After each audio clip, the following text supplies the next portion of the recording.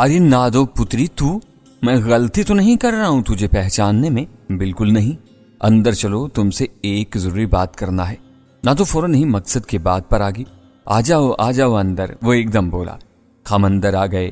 دکان زیادہ بڑی نہیں تھی، بس ایسی ہی تھی جیسی کہ ایک گاؤں دیہات میں ہونی چاہیے۔ دال چینی کی ادھ بھری ادھ کھلی بوریاں اور ٹین کے اچار والے کنستر کے علاوہ بچوں کی ٹافیاں، گڑ اور دیگر چھوٹی موٹی عام گھریلو استعمال کی اشیاء وغیرہ۔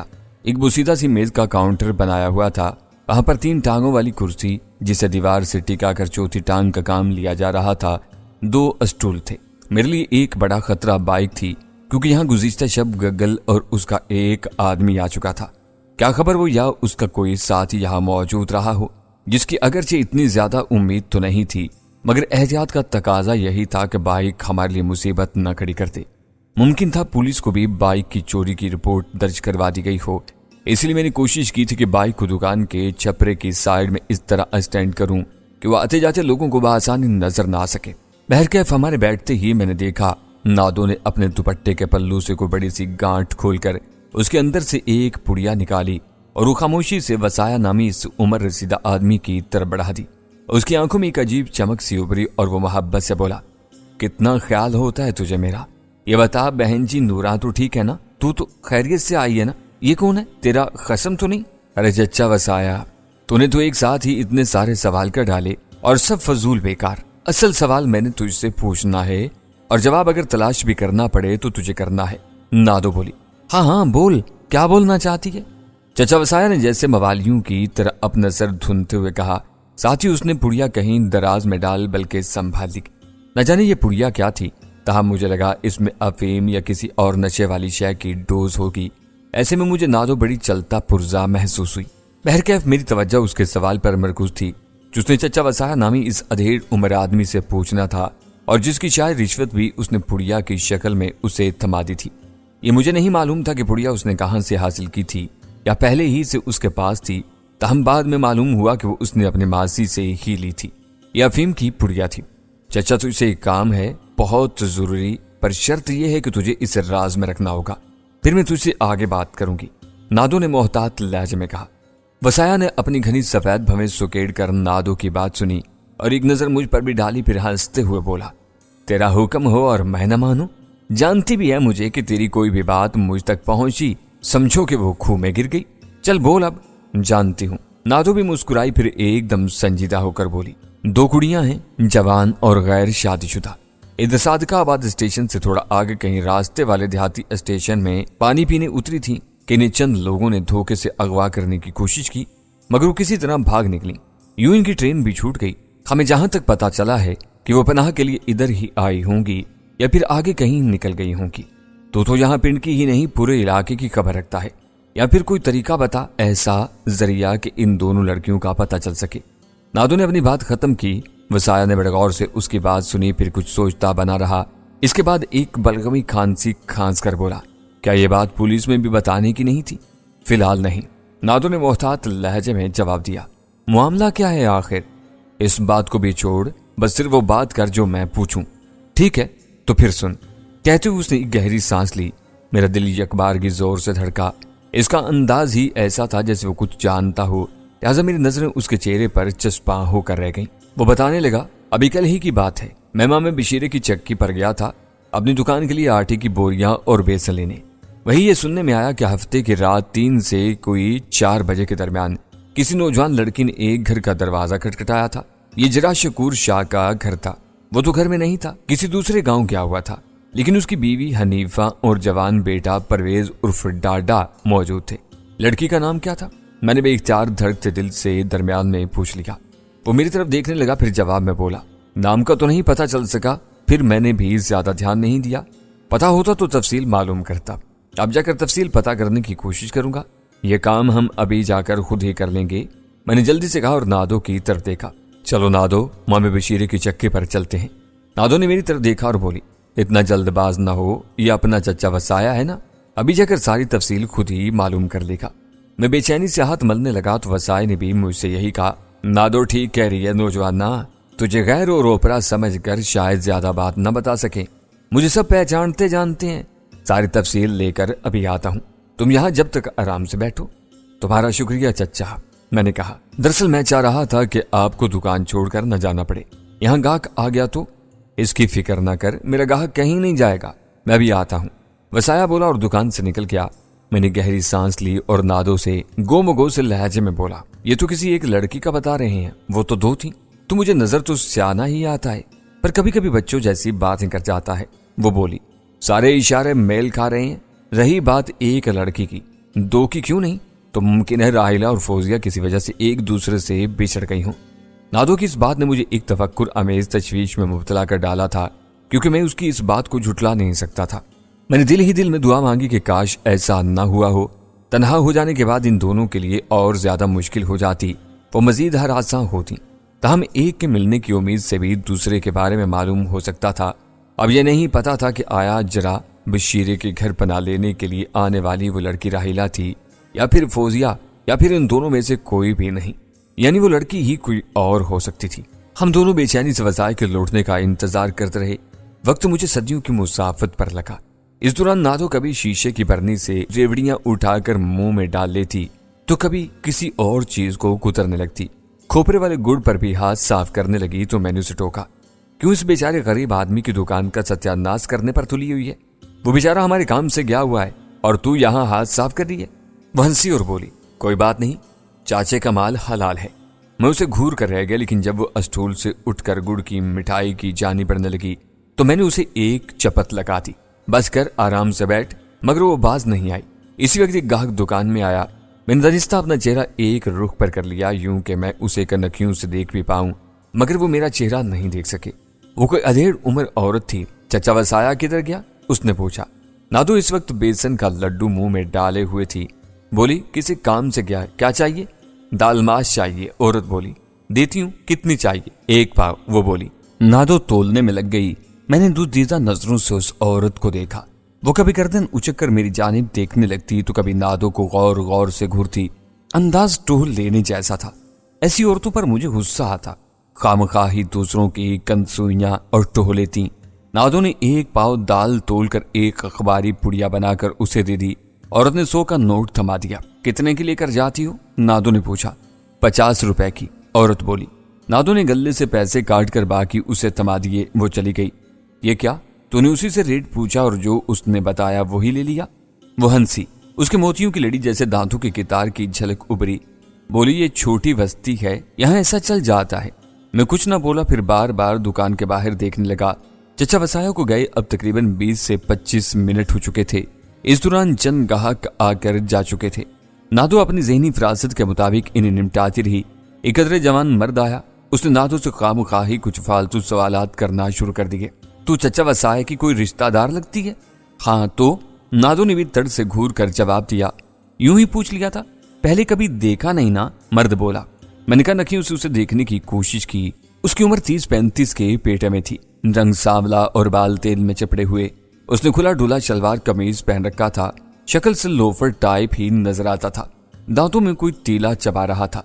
नादो खुद ही उससे निमट रही थी, इसलिए मैं खामोश और झल्ला साहब बना रहा। चल अब देख लिया ना, काम की बात कर, क्या चाहता है? नादो तेज से लहजे में बोली। वो भी एक हटेला था। बोला, चला जाऊंगा, गुस्सा क्यों करती है? थोड़ा तारुफ शारुफ हो जाने में क्या बुराई है? मुझे भी ये डर लगा कि कहीं नादो उसकी यावागोई पर हत्ते ही से न उकड़ जाए और मामला बढ़ जाए जिसका मैं कम अज कम मुतहम्मिल नहीं हो सकता था। नादो ने अपने दोनों हाथ पहलुओं पर रख लिए और उसे घूरते हुए बोली, कैसा तारुफ चाहिए तुझे? जूती का या फिर गालियों का? बड़ी डाढ़ी है तू, पर गुस्से में और भी हसीन लगती है। चल गुड़ दे दे 1 किलो। बिलाखिर उसने कहा। नादो ने गुड़ तोल कर उसे दिया और मर्द ने उसे 100 का नोट थमाया और बोला, जितने चाहे काट ले पैसे, बल्कि सारे ही रख ले। नादो भी ठीक थी। उसने 100 रुपए का नोट गले में रख लिया। मर्द टला नहीं, खड़ा उसे घूरता रहा। फिर मेरी जानिब इशारा करते हुए पूछा, ये तेरा क्या लगता है? तो इससे मतलब? यूं ही पूछ लिया, क्या हर्ज है? मेरा कसम है, चल अब चलता नजरा। चला जाऊंगा, पर ये कैसा कसम है तेरा? अभी तक चुप बैठा हुआ है जैसे गूंगा हो। ये गूंगा ही है और बहरा भी। चल न सुन, जाता हूं। वो डटाई से बोला। शायद रेट से ज्यादा पैसे देने को वो अभी मजीद कैश करना चाहता था। बोला, तू तो बड़ी हसीन और खूबसूरत है, तुझे ऐसे गूंगे बहरे से शादी की क्या सूझी? मेरी मर्जी, चल अब तू अपना रास्ता पकड़। नादो ने तेजी से कहा। میرے دل میں بے چینی گھر کرنے لگی تھی۔ ادھر وہ اوباش قسم کا گاہک ٹلنے کا نام نہیں لے رہا تھا کہ اچانک چچا وسایا آ گیا۔ اسے دیکھ کر ہٹیلے مرد نے جلدی سے اسے سلام کیا اور چلتا بنا۔ میں نے بھی سکون کی سانس لی اور بے چینی سے اس کی طرف دیکھنے لگا۔ نادو نے پہلے تو سے آنے والے گاہکوں کی تفصیل دی، پھر پوچھا، کیا ہوا چچا؟ کچھ معلوم ہوا اس لڑکی کے بارے میں؟ میری نظریں چچا وسایا کے چہرے پر جم کر رہ گئی تھی۔ وہ بیچارہ پسینے میں نہا گیا تھا، ہانپ بھی رہا تھا۔ کاندھے پر دھرے کپڑے سے اس نے پسینہ پونچھا اور اسٹول پر بیٹھ گیا۔ نادو نے کونے میں رکھے سراہی سے جست کے ایک ٹیڑے میرے گلاس میں پانی انڈیل کر اسے دیا، جسے پینے کے بعد وہ گہری سانس خارج کر کے بولا، جی اس لڑکی کا پتہ تو لگ گیا ہے، پر اس کا نام نہیں معلوم ہو سکا۔ پہلے میں مامے بشیرے کی چکی پر ہی گیا تھا، وہاں سے اتنا ہی معلوم ہو سکا جو میں دونوں کو پہلے ہی بتا چکا تھا۔ پھر میں جرا شکورے کے ہاں گیا، وہ بھی نہیں ملا، البتہ اس کی گھر والی ملی۔ مجھے یقین تھا کہ لڑکی بھی وہاں ہوگی اور اس طرح مجھے اس کے بارے میں بھی تفصیل معلوم ہو جائے گی، پر میں تو اس وقت حیران ہی رہ گیا جب جرا شکورے کی گھر والی حنیفہ نے مجھ سے ایک عجیب ہی بات کہہ ڈالی۔ اتنا کہہ کر چچا وسایا سانس لینے کے لیے رکا۔ نادو اور میں نے الجھن امیز نظروں سے ایک دوسرے کی طرف دیکھا۔ نہ جانے حنیفہ نے کیا بتایا تھا وسایا کو۔ میرا دل پریشانی کے مارے تیزی سے جیسے رک رک کر دھڑکنے لگا۔ کون سی عجیب بات کہہ ڈالی شکورے کی گھر والی نے؟ نادو نے بے چینی سے پوچھا۔ جواب میں وسایا بولا، اس نے تو سرے ہی سے اس بات سے انکار کر ڈالا کہ ہفتے کی رات کسی لڑکی نے یہاں قدم بھی رکھا ہو۔ کیا؟ بیک وقت نادو اور میرے منہ سے نکلا، تو نے اسے بتایا نہیں کہ تجھے مامے بشیرے سے یہ بات پتہ چلی تھی؟ نادو بولی، بتایا تھا پر وہ پھر بھی انکار کرتی رہی، بولی کہ کسی کو ان کے بارے میں غلط فہمی ہوئی ہوگی۔ چچا آپ کو مامے بشیرے نے یہ بات بتائی تھی یا وہاں موجود کسی اور آدمی نے؟ میں جو اس صورتحال پر پرسوچ انداز میں ہونٹ بھینچے کھڑا تھا، کسی خیال کے تحت پوچھا۔ سچی کہوں گا کہ مجھے مامے بشیرے نے بھی یہ بات نہیں بتائی تھی۔ وہاں دو آدمی ایک دوسرے سے باتیں کر رہے تھے جو میرے کانوں میں بھی پڑ گئیں۔ ظاہر ہے مجھے کیا لینا دینا تھا، اس وقت سنی انسنی کر دی، پر میں نے اس کی بات کاٹی۔ آپ ان دو آدمیوں کو جانتے ہیں جو اس بات کا ذکر ایک دوسرے سے کر رہے تھے؟ ہاں، رحیم نام تھا اس کا اور دوسرے کا ہارون، وسایا نے جواب دیا۔ ان دونوں میں سے یہ بات کون جانتا تھا؟ رحیم جانتا تھا۔ میں نے نادو کی طرف دیکھا، وہ بھی سوچتی بن گئی۔ میں وسایا سے کچھ کہنے ہی والا تھا کہ نادو غصے سے ہونٹ چبا کر بولی، بات سچی ہوگی، یہ شکورے کی بیوی جھوٹ بول رہی ہے۔ مجھے بھی اس بات پر شک ہے، اس کے لیے میں پوری تسلی کرنے کے لیے رحیم کے گھر بھی گیا، مگر وہ نہیں ملا۔ مگر میں وہاں پیغام چھوڑ آیا ہوں کہ جیسے ہی وہ آئے تو اسے میری دکان پر بھیج دینا۔ نادو نے میری جانب دیکھا، وہ میرے چہرے کے تاثرات سے میرے اندر کی بے چینی کا اندازہ کرتے ہوئے وسایا سے بولی، ہم خود ابھی حنیفہ کے گھر جا کر اس کی چٹیاں کھینچ کر پوچھتے ہیں، وہ کمینی جھوٹ بول رہی ہے۔ اور چلیے جھگڑا کرنے کا کی فائدہ، وسایا نے اسے سمجھایا۔ ایک بار رحیم سے پوچھ کر اچھی طرح تسلی کر لیتے ہیں، بلکہ ہو سکا تو اسے بھی ساتھ لے کر ذرا شکورے کے ہاں چلتے چلیں گے۔ مگر نادو نہیں مانی، لیکن میں چچا وسایا کی بات سمجھ رہا تھا۔ اس کی تائید میں نادو سے بولا، میرا خیال ہے چچا وسایا بالکل ٹھیک کہہ رہے ہیں، پہلے ہمیں اپنی تسلی کر لینا چاہیے، ہمیں رحیم کا انتظار کرنا ہوگا، تبھی ساری صورتحال واضح ہو سکتی ہے، یہ بھی کہ آیا وہ لڑکی کون ہے اور نام کیا ہے اس کا۔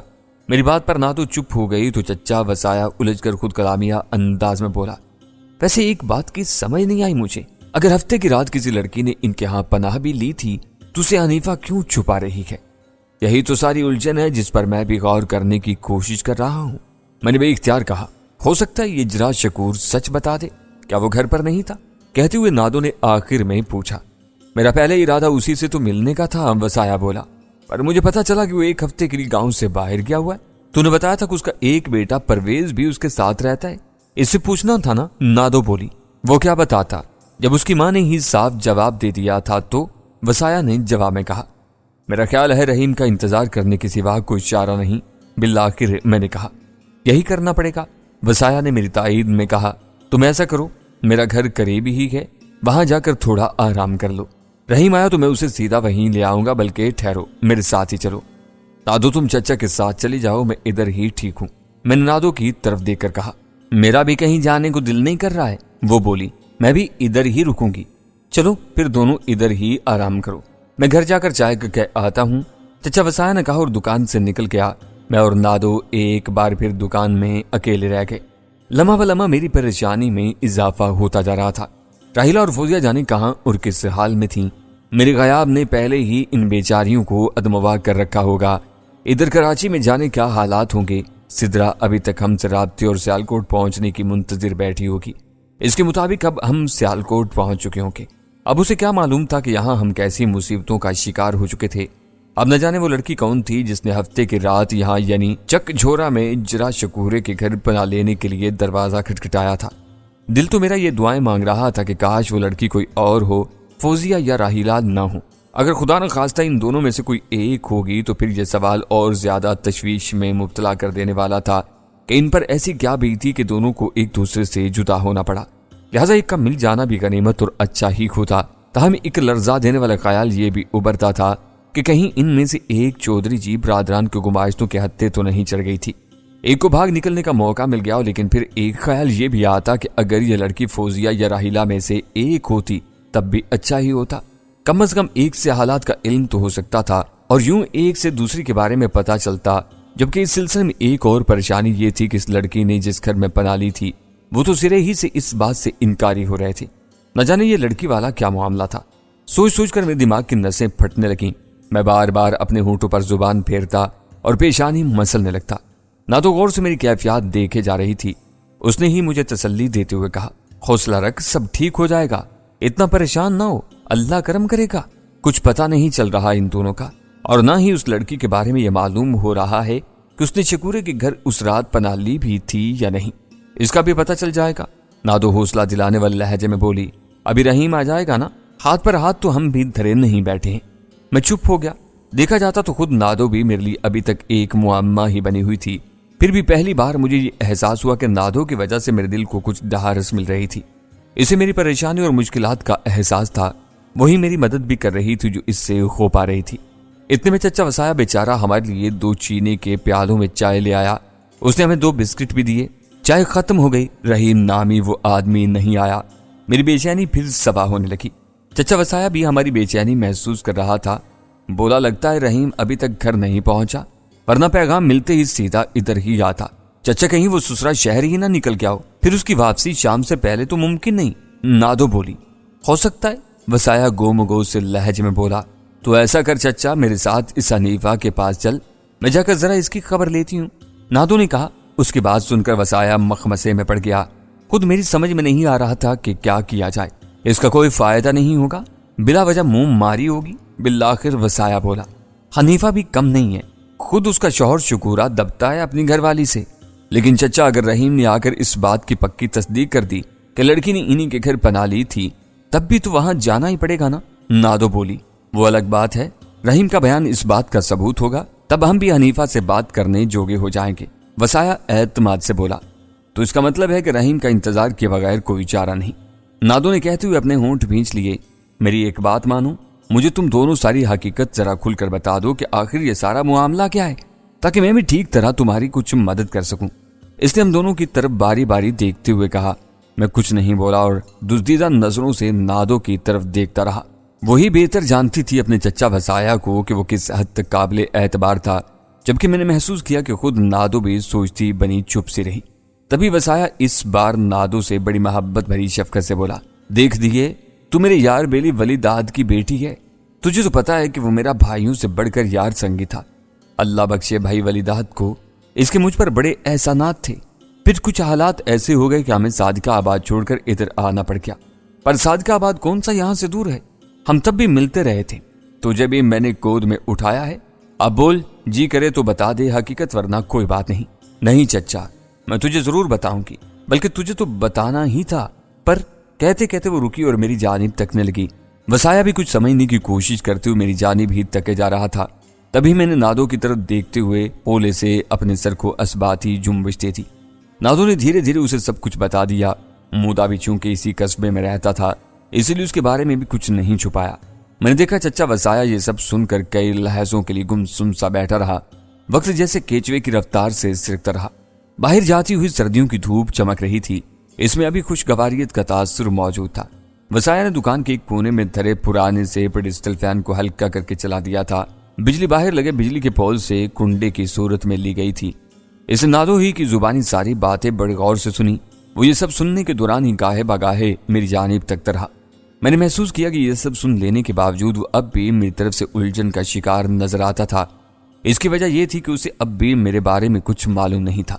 یہ کیا نادو کو بھی نہیں پتا تھا، نہ ہی اس نے مجھ سے پوچھا تھا، یا پھر شاید حالات ہی ایسے تھے کہ اسے مجھ سے زیادہ پوچھنے کا موقع ہی نہیں ملا تھا۔ مجھے لگا کہیں اب چچا وسایا مجھ سے بھی میرے بارے میں نہ پوچھ ڈالے، جسے بتانے کے لیے میں خود ابھی تک نادو سے بھی کترایا ہوا تھا، مگر ایسا نہیں ہوا۔ لہذا کئی ثانیوں کی پرسوچ خاموشی کے بعد وسایا نے گہری ہنکاری حلق سے خارج کی اور پھر خالص دیہاتی لہجے میں بڑے توقر سے بولا، اتواقی وڈی کھیڑ پڑ گئی ہے، میں نے اللہ بخشے دیے تیرے پیو ولی داد کی زبانی سنا تو تھا کہ تیرا بیاہ چودھری جی برادران کے خاندان میں ہوا ہے، پر زیادہ کچھ مجھے معلوم نہیں تھا۔ وہ اور بھی اظہار منشا کرنا چاہتا تھا، مگر اس سے آگے بات پوری نہ کی گئی۔ وہ کچھ زیادہ ہی تفکر میں مبتلا ہو چلا تھا۔ میں اور نادو بھی چپ تھے۔ وسایا پھر بولا، بس اللہ بخیر ہی کرے دیے، مجھے بڑا دکھ ہوا ہے یہ سب سن کر۔ اب پتہ نہیں تو نے یہ سب صحیح کیا ہے یا نہیں، پر تو نے اپنے آپ کو ایک بڑی مصیبت میں ڈال دیا ہے۔ اب پتہ نہیں اس بیچارے مودے کا کیا حشر ہونے والا ہو۔ خیر، وہ ایک ذرا تھم کر دوبارہ الجھن امیز لہجے میں سوالیہ بولا، پر ایک بات کی سمجھ نہیں آئی۔ کہتے ہوئے اس نے میری جانب دیکھا۔ لامحالہ نادو نے بھی اس کی سیدھ میں ایک اتری سی نگاہ مجھ پر ڈالی اور پھر وسایا کی طرف دیکھ کر مستفسر ہوئی، وہ کیا چچا، تو اس کے ساتھ کیوں رل گئی؟ وسایا بولا، مگر پھر جلدی سے بات بنا کر دوبارہ بولا، میرا مطلب ہے تیری منزل اگر راجن پور ہے تو پھر تو سیدھا ادھر کا رخ کر لے، یہ تو مرد ذات ہے، اپنے لیے کچھ نہ کچھ کر لے گا، لیکن تو اگر ان چودھری جی برادران کے ہتھے چڑھ گئی تو تیرے ساتھ اللہ نہ کرے بہت برا ہو جائے گا۔ یہی میں بھی اس سے کہہ چکا ہوں وسایا چچا، پر یہ نہیں مانتی۔ میں نے فوراً جیسے اپنی صفائی پیش کر دی، کیا مجھ سے کہہ چکا ہے تو ہیں؟ نادو ایک دم چڑ سی گئی، تو نے میری اور بھولے کی خاطر اپنی جان خطرے میں ڈالی، پھر مجھے وہاں سے اپنی جان پر کھیل کر نکالا۔